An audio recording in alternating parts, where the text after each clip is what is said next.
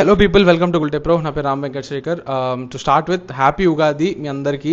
అందరూ ఫ్యామిలీస్తో హ్యాపీగా జరుపుకుంటున్నారని అనుకుంటున్నా. ఇప్పుడే ఉస్తాద్ భగత్ సింగ్ మూవీ చూసొచ్చాను. హరిశంకర్ గారు డైరెక్ట్ చేసింది.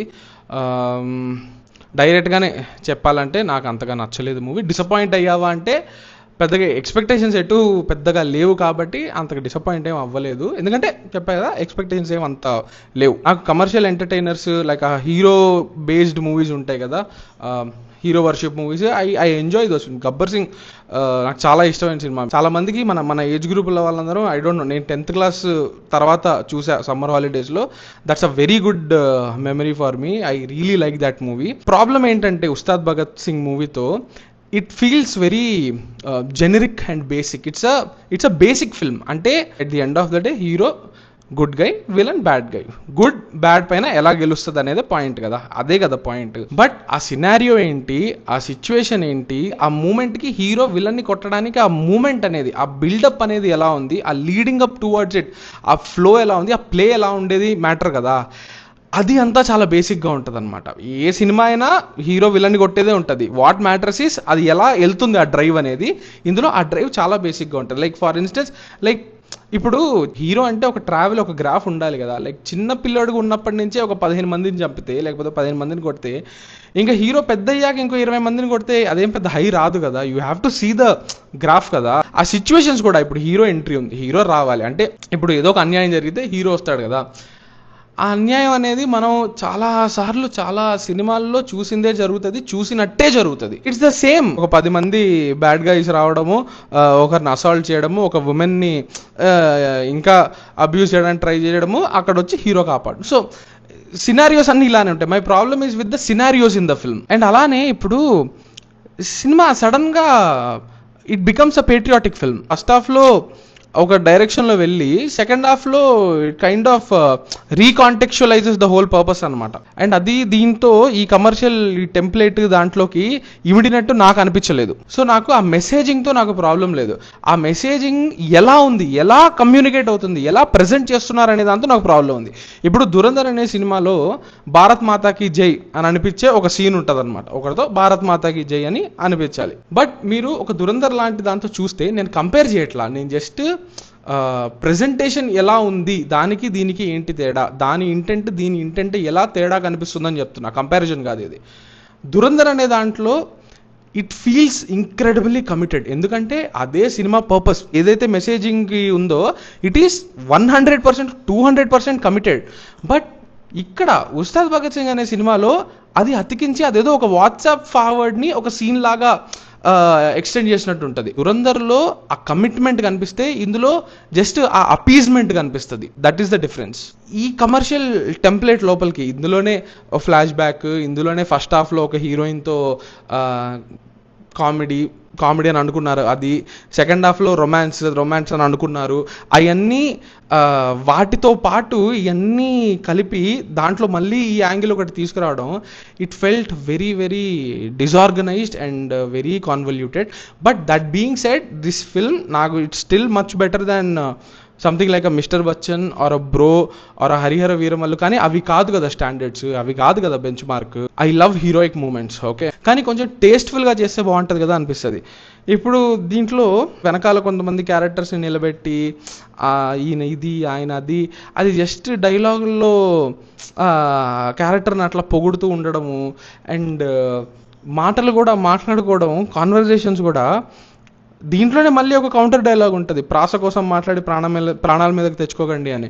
బట్ ఇందులో కూడా లైక్ లిటరలీ కాన్వర్జేషన్స్ ఎలా ఉంటాయంటే, ఇంటర్వెల్కి కాన్ఫరెంటేషన్ ఉంటుంది. అది అంత లో ఎనర్జీ కాన్ఫరెంటేషన్ లాగా అనిపించింది. అది అంటే చూస్తున్నప్పుడు నాకు డౌట్ కూడా వచ్చింది, అసలు వెదర్ బోత్ ది యాక్టర్స్ వాళ్ళిద్దరూ నిజంగానే ఉన్నారా, లేకపోతే పవన్ కళ్యాణ్ గారిది ఒకసారి, పార్థిబన్ గారిది ఒకసారి తీసి దాన్ని ప్యాచ్ చేశారనే డౌట్ కలిగింది. అంటే డౌట్ కలిగేంత స్పేస్ ఆ సినిమా ఇచ్చింది. నన్ను యాక్చువల్లీ హుక్ చేసి కూర్చోబెట్టుంటే నాకు డౌట్ కలిగి ఉండదు కదా, కొంచెం నీరసంగా ఉంటుంది ఆ కాన్ఫరెంటేషన్ సీన్. అందులో కూడా డైలాగులు ఎలా ఉంటాయంటే, ఇది చెప్దాం అనుకోండి, డైవర్ట్ అయ్యి వచ్చా. ఆ డైలాగులు ఎలా ఉంటాయంటే, ఇప్పుడు హ్యాపీ బర్త్డే సినిమాలో మన వెన్నెల కిషోర్ అండ్ గుండు సుదర్శన్ గారు ఇద్దరు కూర్చొని మాట్లాడుకుండే ఒక సీన్ ఉంటుంది కదా. ఈయనేదో అడుగుతుంటాడు, ఆయన ఏదో చెప్తుంటాడు ప్రాస వాడుతూ, ఇప్పుడు నువ్వు ఇక్కడికి ఎలా వచ్చావు అంటే ప్రళయం చెప్పిరాదు, అలాంటి డైలాగులు అవి చాలా what you call okay few years back అవి పండేవేమో, ఇప్పుడు they feel very very very forced. అలా అని చెప్పి నేను రియలిస్టిక్గా ఉండాలని చెప్పట్లా, ఇవి చాలా ఆర్టిఫిషియల్గా ఉన్నాయి అనిపించింది. అండ్ సెకండ్ హాఫ్లో ఒక రొమాంటిక్ ట్రాక్ ఉంటుంది, అది ఇబ్బంది పెట్టింది యాక్చువల్లీ. అంటే నేను రెస్పెక్ట్ఫుల్గా చెప్తున్నా, శ్రీలీల గారు ప్లే చేసిన లీలా అనే క్యారెక్టర్ ఏదైతే ఉందో అది ఇరిటేట్ చేసింది. ఈ మనసే సాంగ్ తొలి ప్రేమలోది నాకు చాలా ఇష్టమైన సాంగ్. నాకు కరుణాకరణ్ గారి మాంటేజెస్ ఆర్ బ్యూటిఫుల్. మీరు చూడండి, Karunakaran I think is like he does montages so good. And ఈ మనసే తెలుసుగా ఇట్స్ చాలా ప్లేఫుల్గా చాలా క్యూట్గా ఉంటుంది దాంట్లో ఉండే మాంటేజెస్ అన్నీ.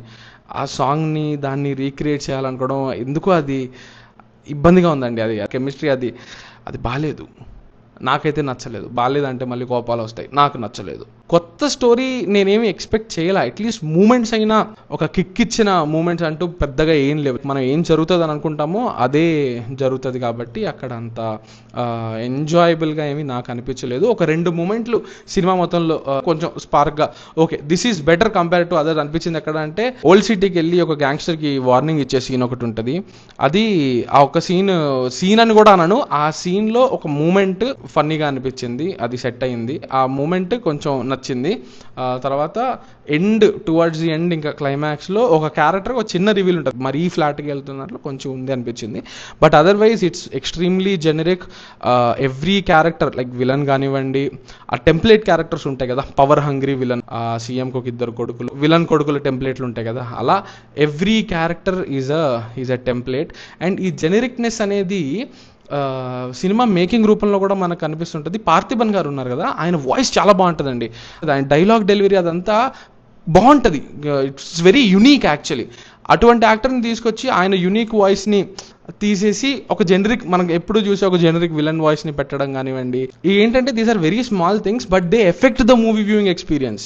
అండ్ నాకు జనరల్గా మన హీరోస్ లైక్ అది ఎవరన్నా కానివ్వండి, be it Mahesh Babu, be it junior NTR, be it Pawan Kalyan, be it Allu Arjun, అది ఎవరైనా కూడా జస్ట్ వాళ్ళ పాత రెఫరెన్సెస్ లైక్ వాళ్ళ పాత సాంగ్స్, వాళ్ళ పాత డైలాగులో, వాళ్ళ పాత సినిమాలకు కాల్ బ్యాక్స్ ఇచ్చేసి ఇంకా అరవండి అంటే అది చాలా ఈజీ అండ్ చాలా బేసిక్ రైటింగ్ అనిపిస్తుంది. 20 ఏళ్ళ ముందు వచ్చిన సినిమాలు కదా, ఈ అతడు కానివ్వండి, తొలి ప్రేమ కానివ్వండి, బద్రి కానివ్వండి, అవి 20 ఏళ్ళ తర్వాత కూడా మనకి ఇంకా గుర్తున్నాయి కదా, అవి మన పాప్ కల్చర్లో ఉన్నాయి కదా. సో అలా ఇప్పుడు ఒక మంచి ఇంపాక్ట్ఫుల్ మూమెంట్ ఇస్తే అది గుర్తుంటుంది కదా మనకి వచ్చే టైంకి. సో అలా కొత్త మూమెంట్స్ ఇవ్వకుండా this applies to every hero. Just పాత మూమెంట్స్ని రెఫర్ చేసుకుని ఆ మూమెంట్లో ఒక మ్యాజిక్ చేసేద్దాం అనుకోవడం నాకు అది చాలా డిజానెస్ట్గా అనిపిస్తుంది. బ్రో అనే సినిమాలో కూడా అదే ప్రాబ్లం, ప్రతి దానికి జస్ట్ పాత పాటలు వేసేసి ఫ్యాన్ మూమెంట్ అనేస్తే నో, ఫ్యాన్ మూమెంట్స్ అంటే ఫ్యాన్స్కి కొత్త మూమెంట్స్ ఇవ్వాలి, ఉన్న మూమెంట్స్ని జస్ట్ గుర్తు చేసి ఇంకొకసారి చూపించడం కాదు, ఇదే మ్యాషప్ కాదు కదా. Yeah, so that's it I think. అంతే. Once again happy Ugadi.